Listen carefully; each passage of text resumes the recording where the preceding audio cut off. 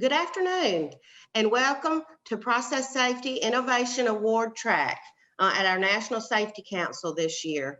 So thank you for attending this panel discussion that we're going to be having on the Innovation Award and how and the journeys that each of these facilities went on in developing their innovative techniques and some of the challenges that they have faced. We will have an award winner and two finalists. Today we have three panelists who will be sharing practices that were submitted by their sites for AFPM's first Innovation Award, sponsored by AFPM Safety. This award focuses on innovative practices, and the award was based on several different criteria. And I just want to take just a few minutes to explain this criteria to you. There may be those out there who say, now what are you talking about, this AFPM Innovative Award? What is that? That is an award where AFPM has set the criteria and the bar high for excellence. There are four main criteria that have to be met in order to do well within this award. The first one is innovation. Innovation is a function of originality and creativity. And these subcategories are scored from 1 to 5. The second criteria is sustainability. And in order to be sustainable, the usability of the system has to be good, and the design as well as, and then you have cost and efficiency, which are always present and necessary. The third criteria is effectiveness. How effective is this program? What kind of results are you seeing from this new innovative technique or program that you have developed? Engagement, are your employees engaged? Is it something that they are excited to do and have passion for? We have to have that as well. Repeatability is the fourth criteria for this award. Of course, you have to be repeatable, and you know, if in order to be repeatable, how difficult is it to implement? How difficult is it to keep going? So that is basically what the Innovation Award is. Our three panelists today, they're going to share their practices and provide insight on how they are working to improve process safety at their using innovative practices and techniques. We hope that you will take away some new ideas to consider or adopting at your sites, even if it's just you don't have to take. One of the things I've learned, I can't always take an entire program back, but you can always take a piece of nugget, always in the arena of knowledge, back to share with others. So with that, I'd like to introduce our participants and thank them for volunteering to participate today. We have Kayla Waller from Flint Hills Resources, from the Pine Bend Refinery, who's going to be giving us not a presentation, but a discussion. This is a panel and we'll be having a discussion back and forth. So her topic or her innovative technique is using Power BI. We have Randy Austin from Phillips 66, the Bayway Refinery, who's going to be here with us virtual today. He will be talking about Trivy, which is a gamification process, an innovative technique to improve process safety. And we have Kim Ronan with Valero Benicia Refinery with a practice called Throwback Thursday. It is for process safety, and then she'll explain what they do there and how they do it. So with that, we will start with Kayla from Flint Hills. And Kayla, if you would, could you please briefly talk about the process that you and your colleagues went through to develop your practice, and just tell us about basically what you're doing and you know, what makes this innovative or stand out from other practices. Sure. Yeah. Thanks, Sam, for the introduction. Yes, I'm Kayla Waller. I'm a process safety supervisor at Flint Hills Resources, Pine Bend Refinery in Minnesota. So the problem we were trying to solve is how do we make process hazard analysis data more available to our organization? You know, for many years, we've done a PHA and we produce the PDF report, we save it in our shared drives or put it out on SharePoint, hope people look at it, you know, definitely hope people when they're doing MOCs look at it, but just don't really have a great way to make it easily consumable or see it holistically as the refinery. So we used Power BI, like Sam said, which is part of the Microsoft 365 suite, to connect our PHA data, including scenarios, severities, layer protection, and just create visualization of this data and share with our refinery. And doing this, we hope we made the PHA data easier to access, and then also allow the users who can visually see it and connect to it more, make better decisions, better business decisions going forward.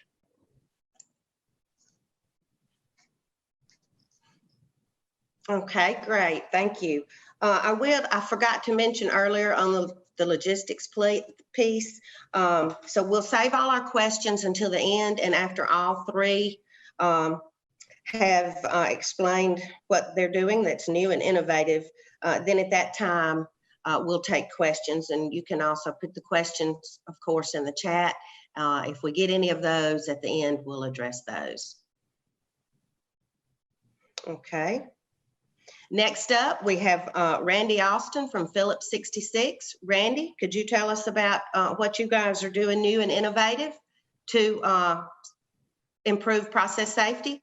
Sure. Thanks for having me. My name is Randy Austin. I'm the health and safety team lead of the Phillips 66 Bayway Refinery in Linden, New Jersey. A little over a year ago, we formed a cross-functional team of operations, maintenance, technical, and health and safety. Went out and did small group discussions with our employees to kind of get a sense of what was working, what was fulfilling their needs, and then to hear from them basically raw feedback, what was not working, what they felt needed to be improved. And almost all of our discussions included some component of training.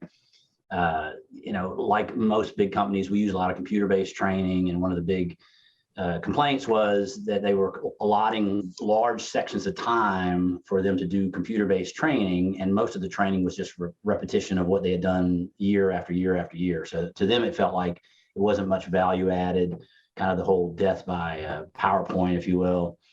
So we went out to see if there was a way to take the technologies that are being used out in industry to convey critical information, and found that there are some systems out there that leverage gamification. Just about everybody has some game on their phone that they use, and also competition, leveraging people's natural instinct toward competition, and then honing down the information that you try to convey into just critical bits of information that can be conveyed in 3 or 4 minutes. So more often, but in a short period of time, using multimedia and gamification and the concept of competition. So we'll talk a little bit more about how that works, but we're finding it to be pretty effective. Okay. Thank you, Randy. Next up on the Innovation Award list, we have Kim Ronan from Valero. And thanks, Sam. So hi, I'm Kim Ronan. I'm our Director of Health, Safety, Environmental, and Regulatory Affairs out here at the Valero Benicia Refinery, which is in the San Francisco Bay Area. And we won our Innovation Award for our Throwback Thursday videos that we created out here in California. We had some additional PSM regulations that were promulgated back in 2017. And so we realized we needed to be able to communicate those changes in the regulations with all of our employees. And so we did that by having these weekly meetings, and then mimicking kind of social media trends at the time. We used the term, the Throwback Thursdays, and ended up having these discussions that we would review a process safety incident that had happened in the industry that had a significant safety or process safety consequence. And so then we would have those discussions and talk about that incident and then how it may have implications at our site. And in some cases, we could make some improvements and learnings from that. And so that discussions continued for a couple of weeks, and we saw, you know, an increase in process safety awareness. And then we actually had one of our RLT members come to the PSN department and suggest that we get that out to the masses and get it out to the hourly workforce. And so that kind of translated into these Throwback Thursday videos that we would do. And we keep a consistent comment, about 5 minutes or so long. And then we would have a recording and send that out via a link to everyone's email to help share that message to all the employees at the site. Okay, very good. Thank you. Let's see, do we have any questions?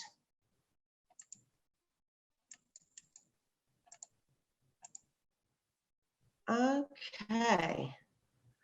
All right, well, I'm sure I can come up with a few, but if any of you out there have any additional questions, please be sure to put them in the chat.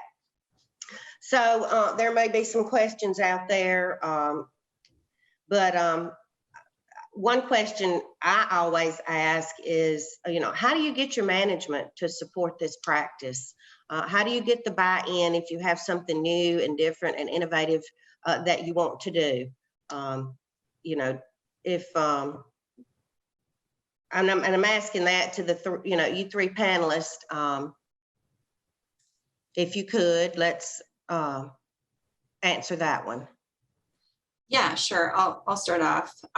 So this, my specific project was a little bit different than a normal project, right? There wasn't a product cost necessarily. The cost was my time and effort of putting in and starting to build this. And so our company had already been using Power BI for some of the measures and metrics. So this wasn't like a hard sell. And the initiative really matched our transformation vision. So there was case for action there. And then time isn't free, of course. So there was discussions on opportunity costs and priority setting. But since it matched our vision, it wasn't a hard sell. Plus, I was generally interested in learning about data analysis and visualization. So there was a self-actualization piece for me. So yeah, it was pretty straightforward and easy. Well, that's great. It may have been easy for you, Kayla, but I don't know if it would be easy for all of us. Okay. Any other comments on that question? Yeah, so this is Kim. I'll just add in too. I mean, the for our innovation, I mean, really it was our leadership team that kind of helped push that forward out to being able to communicate it with the whole workforce. And I think that really starts from, you need to start from a base of having a leadership team that's committed to safety. Here we're a VPP star site, so we already had that foundation of kind of that focus on safety first, and looking to, you know, find new ways to promote safety. So I think that's a key portion of being able to make these programs successful, is having that support and the additional resources that are needed to implement new ideas and innovations. Right. Okay. Thank you, Kim. So another question. How did you get your operations on board, because or to buy into this practice? Because sometimes those can be the toughest sell, because at times they think, well, here we come. This is just a flavor of the month, the new thing, and it's going to be gone next month. So I'm not going to really invest myself into it. So how do you get your operators on board? So I can start answering with that one. I mean, I think for us, one of the key things is to get them involved in the process. We did kind of have it be led more by our process safety team, but we would invite guest speakers on from various departments and operations so that they would be part of the process. And then really it's a lot more, they're able to connect more when they see, you know, one of their coworkers or their team members participating, and that it helps them to, you know, see themselves in that process as well. Yeah, Okay. and for us, even in our discussions with individuals, they realized the necessity and the importance of training. It was really more in the way it was being presented And so for us, we set out to make it more of a voluntary process where they wanted to go out and do these trivias. Again, the gamification and the whole concept of competition, it's just kind of a natural instinct. People want to do these things. So if you are able to take the information that needs to be conveyed and then break it up and kind of distill it into only the most critical parts. So you're respectful of their time. They're not sitting there repeating things that they remember from months and months ago. So the fact that they could do it when they wanted to do it, when it was convenient for them, in a way that they were already used to getting information. I mean, you look at the billions of dollars that are being spent in research for advertising on these mobile devices, right? So the technology is something they were completely familiar with. And for the most part, we're already voluntarily going out and getting for other purposes. And then the fact that they could challenge their coworkers and see the results, that whole sense of competition is a very natural component of what goes on just in day-to-day life. So for us, the buy-in came from the fact that the process was one that, number one, they were already familiar with, respected their time, and allowed them that sense of competition amongst themselves, even in the area of training, which was very unusual for them. Yeah, I think when you put all three of those factors together, it really has a synergistic effect almost, it sounds like. Yeah, I mean, that's the way it's meant to be. And like I said, we're still learning, don't get me wrong, but certainly people initially were just like, this is really cool because you're only spending 4 minutes doing your training. Of course, you're doing it several times more often than you might have a CBT, but the value became very apparent to them, and the competition kicks in naturally. You don't have to tell them to compete. So No, you don't. No, you don't. That's a good point. So another question, what ways were you able to measure improvement? Or, we are always talking about our process safety performance indicators, key performance indicators, metrics everywhere. So when we look at this, was there a way to measure your improvement? yeah, and I want to jump in on that one too, because that is one of the strong suits of the system that we are using. It's not easy always to understand or to measure how much a person retains from their training. So if you have a CBT and you make 100% required to move forward, they can just guess better and just keep guessing or keeping notes and go, if you have to go through it 3 times or 4 times, however many choices there are. So with the system that we're using, it actually tracks the person's initial exposure to the material. It notes what they got wrong the first time. It doesn't automatically just tell them you have to keep doing this, you have to keep doing this, but there's an artificial intelligence engine in the background that personalizes their future training experiences with the system, so that if you missed something the first time, you will be re-exposed to that question or that content again. And it will watch the improvement of that person's retention on that, and they'll see it less and less and less often. The cadence of the repetition expands as the person's is able to grasp the material. So for us, you can literally look for an individual and see what we call their retention level or their learning gain just by, how long does it take and what percentage of the material are they able to retain over time. And what you find is most people can attain about an 80% retention level if you give them enough repetitions over that cadence. So it's very, very metrics driven, but it allows you the ability to see if you have knowledge gaps in your organization and then fill those gaps pretty efficiently. That's amazing. Thank you. Yeah, that's cool. Power BI is pretty interesting too, because it's built-in user metrics. So you can go to the app and see, who's looking at it, how many times have they looked at it, when do they look at it. So it's really interesting.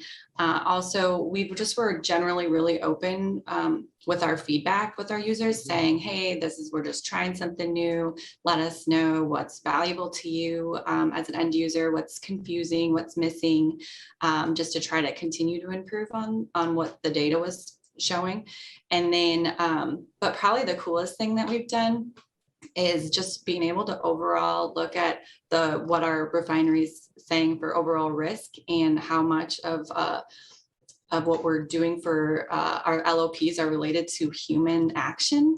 That was really eye-opening. And since we're a HOP organization, we know humans make mistakes, right? So how do we feel about that? And so we kind of looked and said, is there an initiative we can take on that says, how do we enhance these human-dependent layers of protection? And what can we do different there? So that was something that's been really cool that's come out of visualizing this data differently. Okay. Thank you. Another important piece, how can you keep it sustainable? We talked about that was an important part of the Innovation Award, being sustainable with respect to usability, design, cost, and efficiency. So, and you know, what will it take to continue this level of performance within your new innovative process? Yeah, so I'll talk a little bit to that. I mean, we kind of evolved these Throwback Thursday videos, like I said, since the end of 2017. And so we started out kind of focusing more on material that was out there in the industry, you know, CSV type videos and things that we would build off of. But once we, you know, we realized that it was more effective to shift the focus towards our site-specific events. So we started focusing more on the content of Valero-specific incidents and where we could highlight things there and make it more connectable to the workforce. And then we also discovered from talking with our network internally that we had some other Valero sites that were doing similar kind of messaging. And so we've now, we're working with our internal PSM network to better develop and share more content across the circuit from various sites. Okay, thank you, Kim. Yeah, and another good thing about this innovation is with Power BI specifically is that it's really easy to replicate. So, you know, we spent some time designing it. What do we want it to look like? But as the other plants in our company have the same PHA software, it's really easy for them to export out and use our visualizations that we've already built. And so it's been really cool to see our other refinery and plants use the tool that we generally built and just come up with new spins on it and different ways to look at the data. And so that's just been really interesting. And then it helps us grow too, to see how they're looking at it and how they're using it. Right, right. That's so interesting. Thanks, Kayla. Okay, and got one more question. What does it take to be an innovator? We take a look at these three panelists and their practices and processes, and wow, we say they are very innovative. So we know they must be innovators. So maybe they can enlighten us a little bit with what it actually takes to be an innovator. Yeah, so I'll say that you learn a lot. I think what I heard from all three of us is that you had what did you want it to look like at the end? That was the main thing. It's like for us, what did you want this to look like? People were anticipated training. They were glad to train. They were competitive. It was organic. And so when you know where you want it to be or where you want it to go, then you're not constrained by the tools that are in front of you. It's like you don't start out with saying, okay, well, what tools do we have that will get us there? It's like, don't worry about that. What do you want it to look like? And that just kind of opens up a broad doorway to let's go out and look at what others are doing. Let's look at it. So really it turns out to be what innovation is. It's not taking things that you already have and recycling them and trying to use them in a different way. It's saying, let's just determine where we want to go and what we want it to look for, and then just brainstorm. And you'll find that in many cases, what you need to get there is not something you've ever seen before or something you've never been experienced before.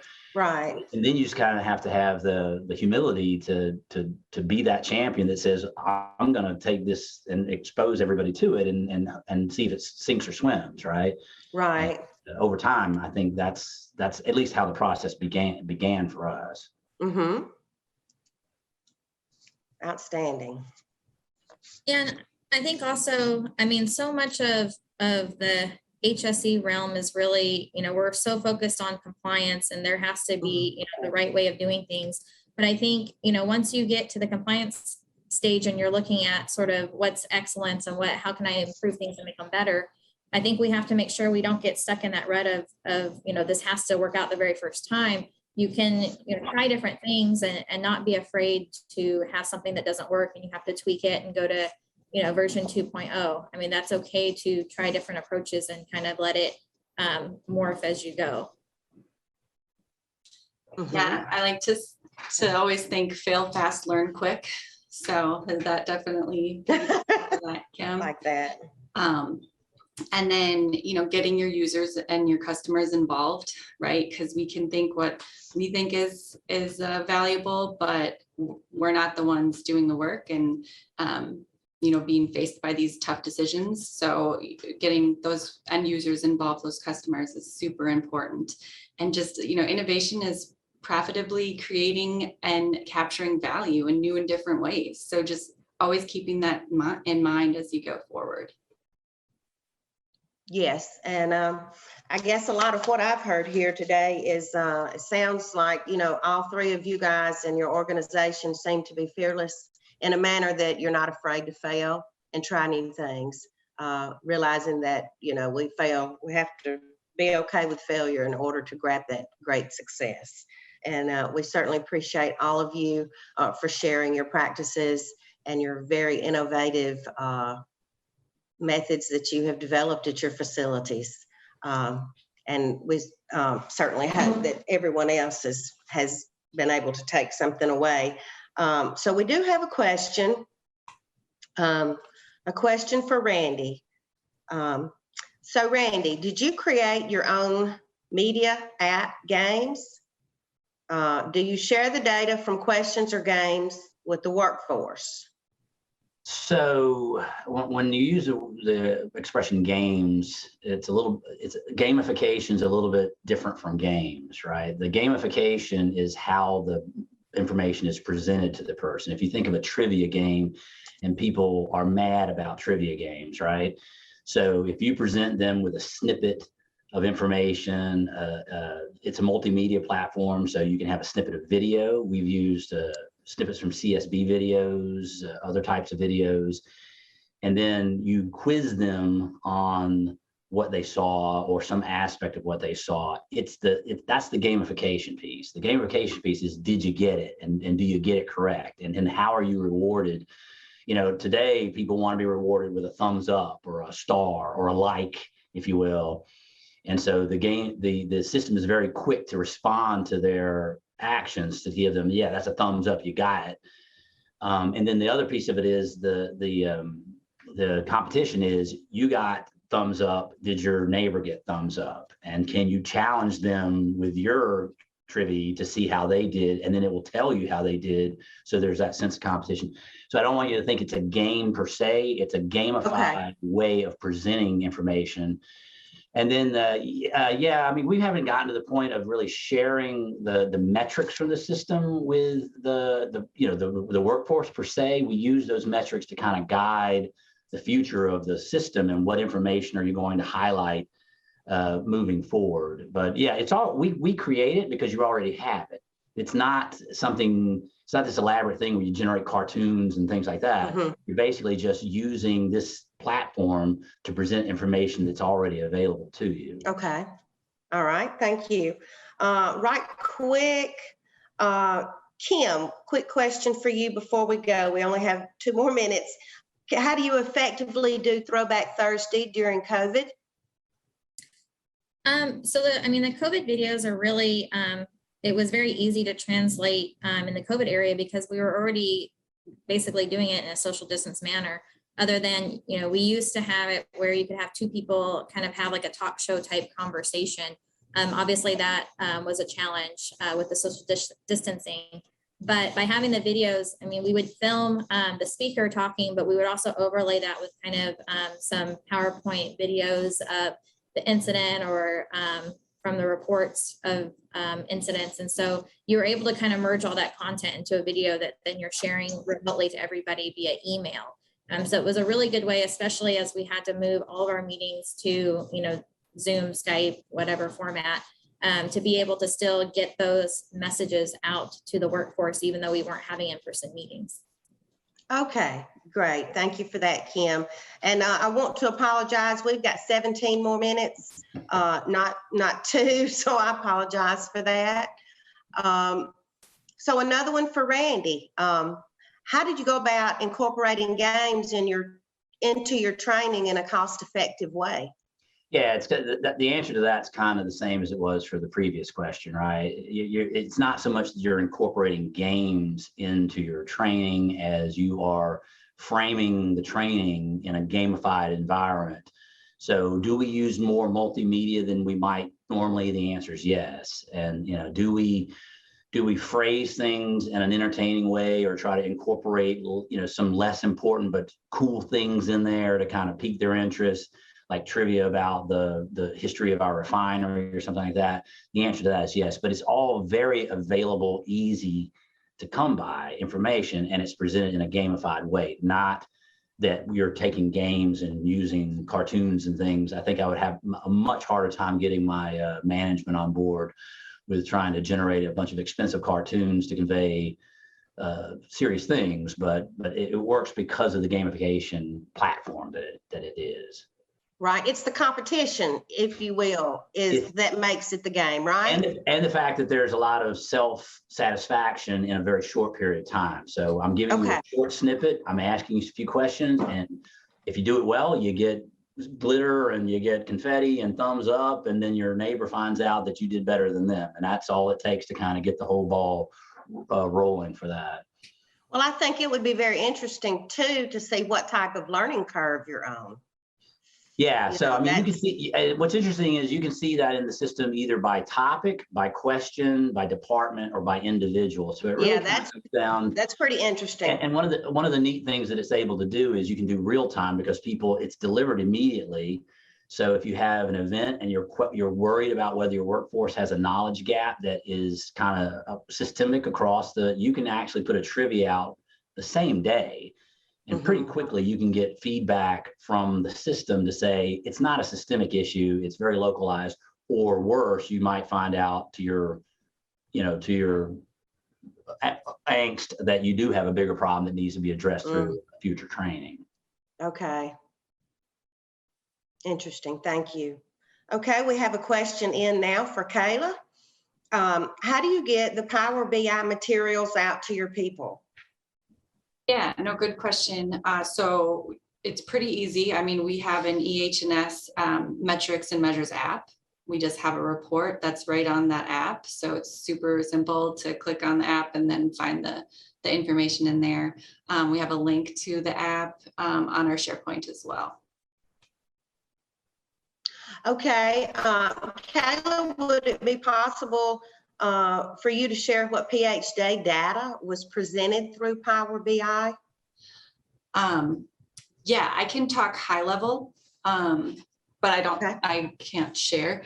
But yeah, so we have a couple different reports. We have a report that's pulling just layers of protection. That's going to say like what severity are they credited for, what scenarios are they credited for, and then what type of layer of protection is it, right? Is it administrative? Is it assist? What is it? And so then we have a report that's just like the PHA export. So you know how you look at the PHA PDF and it's like a matrix and that's all. So we have a report that's like that, but it's easy to filter through. And then we have a PHA summary report, which is the thing that's probably been the most interesting to generally see what our risks look like across the refinery. So that's just going to say how many severity, high severity, low severity scenarios do we have in each of our process units?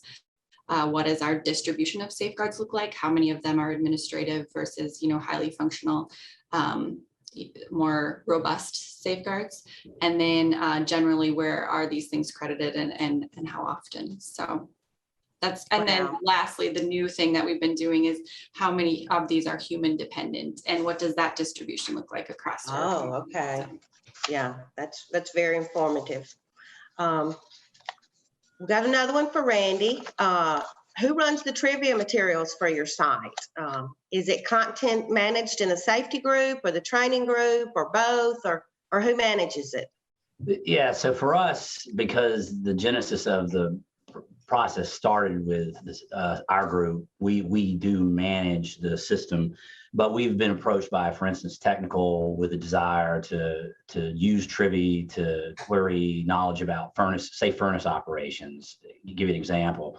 So the content is generated by the subject matter experts and then fed into us, and we administer the system. And the reason that's important is if you don't have a strategy for the material that you push through, you never quite get a feel for, are you making progress or not? So if you just basically just throw data at the system and it just disperses it to everybody without regard for what their job application would be, or what, like for instance, the administrative folks if you send them a trivia on how to safely operate a furnace, what kind of information is that going to give you?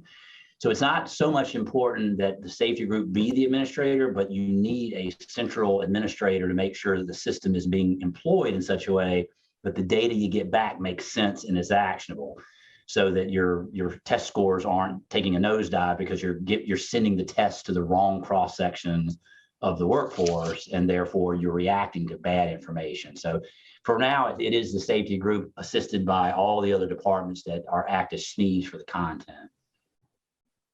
Okay, perfect. Thank you.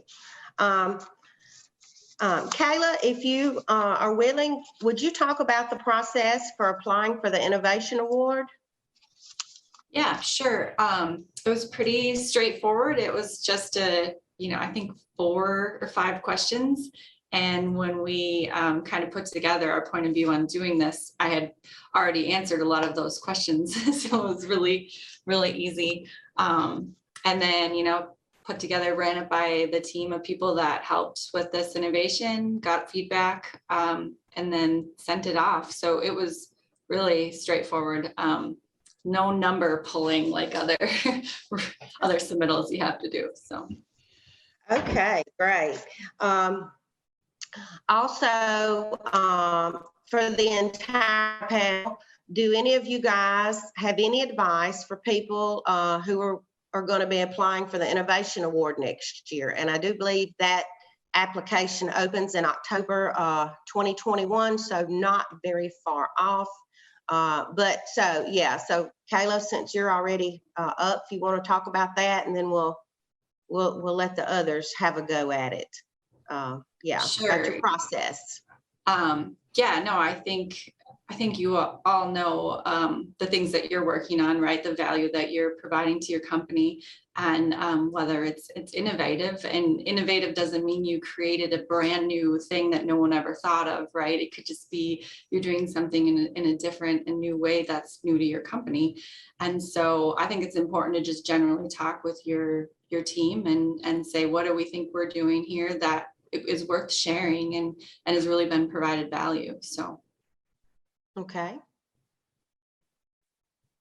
Yeah, I think just to build on what Kayla said, I mean, it's really looking at your processes and what have you newly implemented that's really made a difference in, increasing your process safety culture. Okay.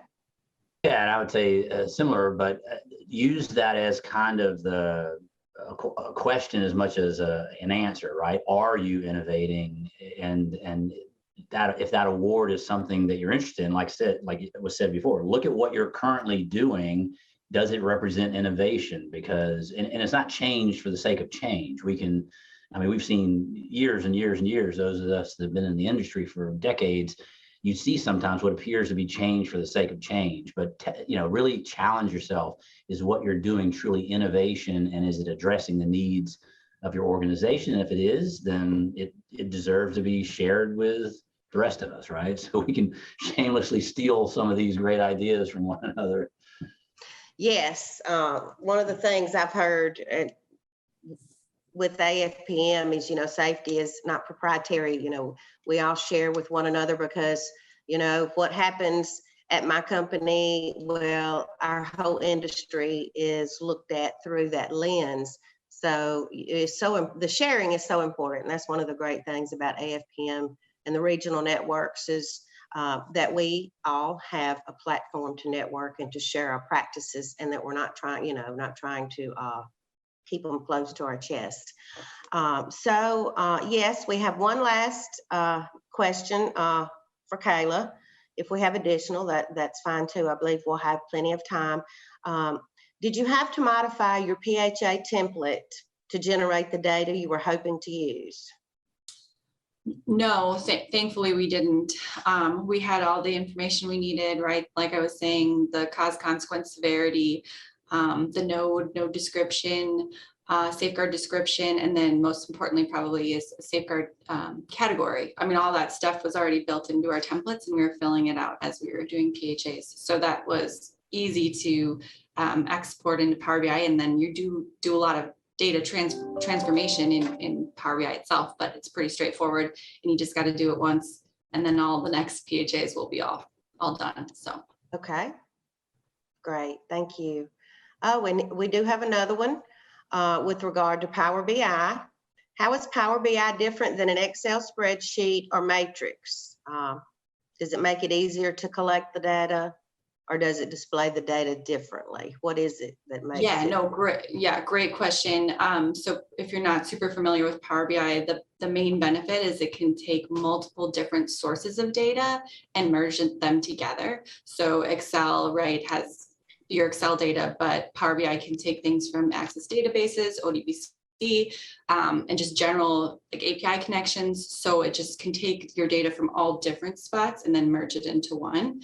Whereas with Excel, you're a little bit, it's a flat file, like you have a lot more restrictions. Whereas with Power BI, you can connect all those different data sources and then it can be live, you can schedule a refresh. So there's a lot of benefits and definitely different visualization tools in Power BI for sure. Okay, great, thank you. So do we have any final comments from the panel? Anything additional you would like to share about your journey and the innovation process at all? I'll just say I appreciate the fact that there is an innovation war. I think sometimes we're looking in the rearview mirror trying to drive forward, and what we really need to be doing is talking and amongst ourselves about what we are doing from the perspective of innovation. Again, as the newer generations are coming in and kind of taking over some of these processes, you have to change the way you view things. You have to change the way communication is done and the way information is disseminated. If you don't recognize the fact that things are changing and you try to use the same old tools, you're really putting an anchor around your neck, and I think this is a very important discussion to continue to have. Yeah, the technology piece, I certainly can see how we all need to get up to speed there to keep the new workforce engaged and wanting to continually learn, using the right platform to communicate with them. We want to thank everyone. We want to thank our panelists for all their work and efforts in being innovative. We want to thank them for participating in the innovative award process.